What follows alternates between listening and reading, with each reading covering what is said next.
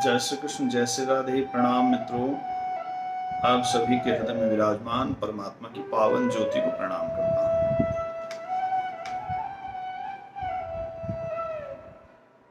आज आप सभी को एक परम भक्त दंपति की दिव्य कथा आपको सुनाने जा रहा हूं। और ये कथा सिखाती है कि भगवान की भक्ति कैसी होनी चाहिए। आइए कथा प्रारंभ करते हैं। और कथा है रांका और बांका की। नाम आपने सुना ही होगा। भगवान के परम भक्त रांका बांका की कहानी शुरू करने से पहले भगवान को प्रणाम। बंसी विभूषित करा नवनीरदाभा पीतांबरा दरुण बिंब फलाधरुष्ठा पूर्णेन्दु सुंदर मुखा दरविंद्र नेत्रा कृष्णात् परं किमपि तत्त्वमहं न जाने। भक्ति भक्त भगवंत गुरु चतुर्नाम वपु एक, इनके पद वंदन किए नाशत विघ्न अनेक। बार बार वर मांगे हूँ हर्ष देव से रंग, पद सरोज अनपायनी भगति सदा सतसंग। जय जय श्री राधारमण, जय जय नवल किशोर, जय गोपी चित चोर प्रभु, जय जय माखन चोर, जय जय माखन चोर। आप सभी के हृदय में विराजमान परमात्मा की पावन ज्योति को प्रणाम करते हुए आइए प्रारंभ करते हैं एक भक्त की कथा। और ये भक्त की कथा है जो सिखाती है कि कैसी भक्ति करनी चाहिए। मित्रों, भगवान श्री कृष्ण कहते हैं, समोहम सर्वभूतेषु न मे द्वेषयोऽस्ति न प्रियः, न ये भजन्ति तो मां भक्त्या मयि ते तेषु चाप्यहम्। कि मैं सर्वभूतों में सम हूं, ना कोई मेरा किसी से द्वेष है, ना मेरा किसी से प्रेम है। लेकिन जो भक्त मुझको प्रेम से भजता है वो मुझ में है और मैं उसमें हूं।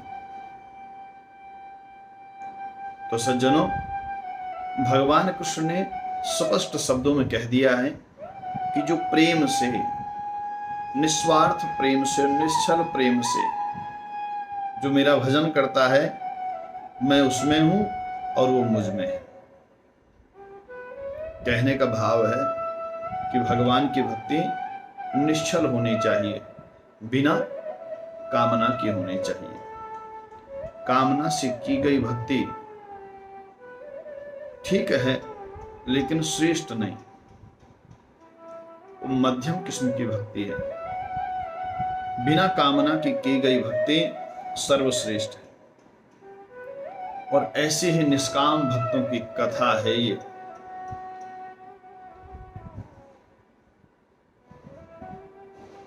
हृदय में भगवान को विराजमान करते हुए, भक्तों के चरणों में प्रणाम करते हुए आइए कथा का प्रारंभ करते हैं और कथा है भक्तराज रांका और बांका की। सज्जनों, ये रांका बांका कौन है, किसके पुत्र हैं? पंढरपुर में लक्ष्मीदत्त नाम के एक ब्राह्मण रहते थे। संतों की बड़ी सेवा करते थे। एक बार संत इनके घर पधारे और संतों ने आशीर्वाद दिया कि तुम्हारे घर में एक परम विरक्त भगवान के भक्त का जन्म होगा। समय बीता और माघ शीर्ष की शुक्ल द्वितीया को, गुरुवार के दिन धनु लग्न में इनकी पत्नी रूपा देवी के गर्भ से मां भागवत रांका जी का जन्म हुआ। वहीं पंढरपुर में वैशाख कृष्ण की सप्तमी के दिन बुधवार को कर्क लग्न में हरिदेव ब्राह्मण के घर में एक कन्या ने जन्म लिया और इसी कन्या के साथ रांका जी का विवाह हुआ। रांका जी की जो पत्नी थी बड़ी पतिव्रता थी, बड़ी भक्तिमती थी और इनके प्रखर वैराग्य के कारण से इनका नाम बांका हुआ। ये बड़े निर्धन थे और निर्धनता के कारण से, इनकी रंकता के कारण से ही इनका नाम रांका हुआ।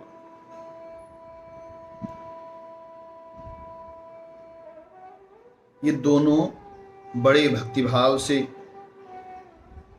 भगवान की पूजा करते, रोज वन में जाकर के लकड़ियां बीन करके लाते, उसको बेचते और उससे अपना जीवन निर्वाह करते। लेकिन इनके मन में बिल्कुल भी क्लेश नहीं था, बिल्कुल भी इनके मन में भोग की कामना नहीं थी। सज्जनों,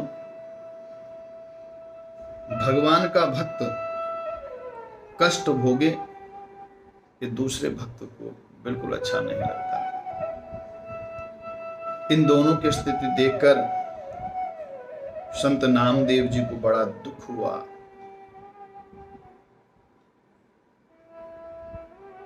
रांका और बांका किसी से कुछ लेते भी नहीं थे। नामदेव जी ने पांडुरंग से प्रार्थना की कि हे प्रभु, आपके भक्त हैं, बड़ी दयनीय स्थिति है,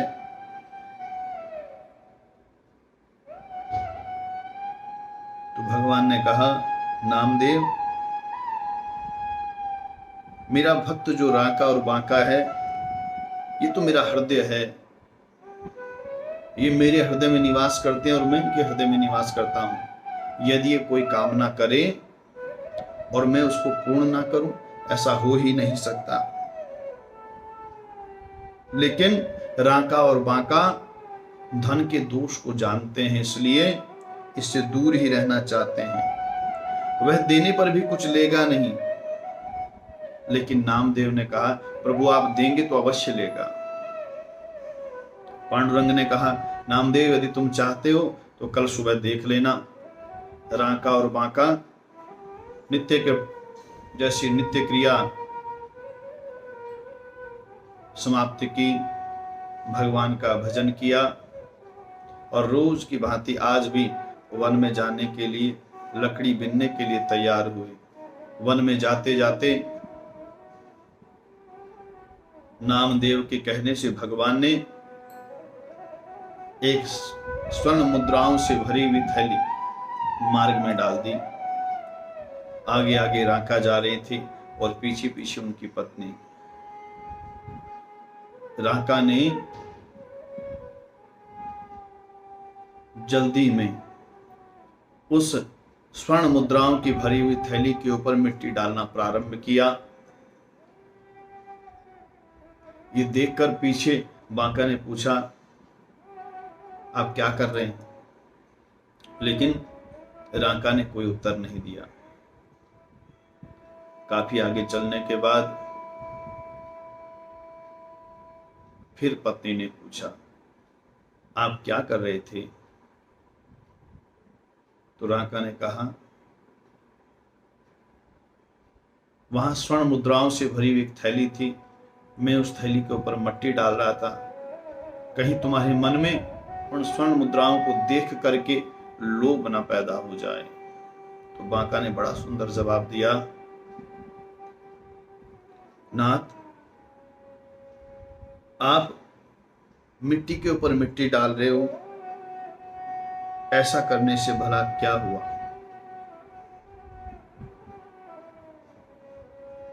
जैसे ही ये बात राका ने सुनी, उसकी आंखों से अश्रुधारा बह निकली।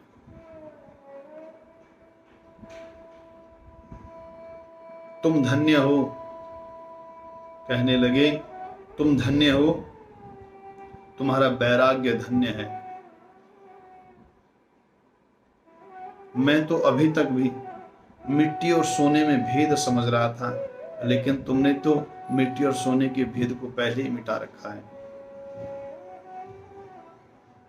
राका और बांका का ये वैराग्य देखकर भगवान बोले,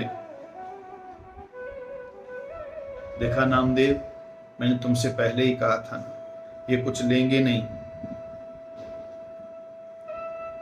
जिसके रसना पर अमृत का स्वाद लग गया हो, वो भला सड़े गुड़ की तरफ क्यों आकर्षित होने लगा? नामदेव ने कहा, प्रभु, यदि ये धन नहीं लेना चाहते, ये लकड़ियां बिन करके अपना जीवन यापन करते हैं, तो क्यों ना हम इनकी सहायता करें। भगवान ने नामदेव के साथ अगले दिन जंगल में जाने लगे और लकड़ियां एकत्रित की। जहां राका और बांका लकड़ियां बीनने के लिए जा रहे थे, राका और बांका ने देखा कि आज यहां एक भी लकड़ी नहीं है, लकड़ी का गट्ठर पहले ही तैयार है। तो राका कहने लगे कि आज लगता है हमसे पहले कोई आ गया और लकड़ी बिन गया।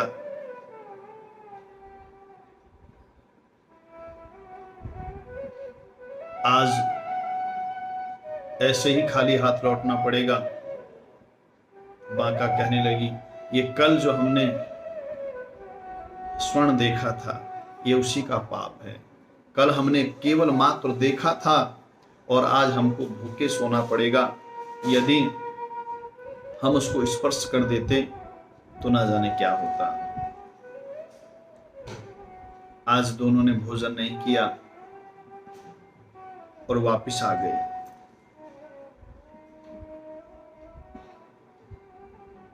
आज उपवास कर रहे हैं। भगवान उनकी ये श्रद्धा, ये भाव देख करके, विरक्ति देख करके बड़े प्रसन्न हुए और प्रकट हो गए। दोनों दंपत्ति को भगवान ने दर्शन दिए, दोनों ने भगवान को प्रणाम किया। राका और बांका, मैं तुमसे बड़ा प्रसन्न हूं, तुम मांगो, क्या मांगना चाहते हो?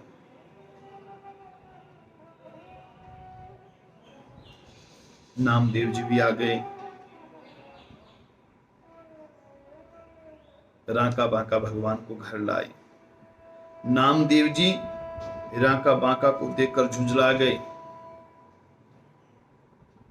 कहने लगे, प्रभु को इस प्रकार वन मन भटकाया जाता है क्या? भगवान ने राका से कहा, कुछ मांग लो, लेकिन राका हाथ जोड़कर प्रार्थना करने लगे, प्रभु मुझे कुछ नहीं चाहिए, आपकी कृपा के सिवा मुझे और कुछ नहीं चाहिए, आपकी भक्ति के सिवा मुझे और कुछ नहीं चाहिए। ये देखकर नामदेव जी ने हाथ जोड़ लिए, राका अगर कुछ नहीं चाहिए तो भगवान की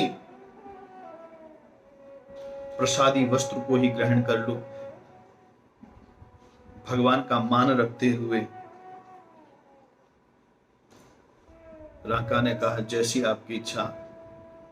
लेकिन जब भगवान का प्रसादी वस्त्र राका के शरीर पर पड़ा तो उनको उनसे बोझ सहन नहीं हुआ। उन्होंने कहा बहुत भारी है, मुझे कुछ चाहिए नहीं। केवल भगवान का मान रखने के लिए वस्त्र को स्वीकार किया।